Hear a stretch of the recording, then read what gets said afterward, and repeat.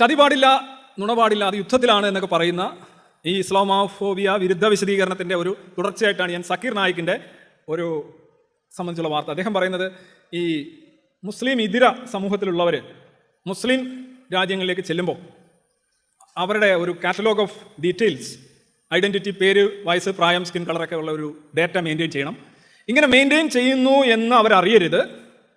എന്നിട്ട് അവർ വിമാനത്താവളത്തിൽ ചെന്നിറങ്ങുമ്പോൾ nice to meet you എന്ന് പറഞ്ഞ് അവരെ പിടിച്ചുകൊണ്ട് പോയി പിന്നെ XYZ അങ്ങനെ ചെയ്യണമെന്ന് വീഡിയോ കിടപ്പുണ്ട്, യൂട്യൂബിൽ കിടപ്പുണ്ട്. അദ്ദേഹം പറഞ്ഞാണ്. ഇനി ഇൻ കേസ് നിങ്ങൾക്ക് നേരിട്ട് അറിയാമെങ്കിൽ, ഇപ്പം ഞാനിപ്പോൾ ഇവിടെ നടന്നൊരു പ്രഭാഷണം സക്കീർ നായിക്കിന് ബോധ്യപ്പെടുന്നില്ലെങ്കിൽ, സപ്പോസ് എന്ത് സംഭവിക്കാമല്ലോ, ഞാൻ പോലും അറിയാതെ ഞാൻ UAE എസൻസ് മീറ്റിന് പോവുകയാണ്. അവിടെ ചെന്നിറങ്ങുമ്പോൾ ഹലോ രവിചന്ദ്രൻ സി ആണ് ഞാൻ വിചാരിക്കും സെൽഫി എടുക്കാനാണ്.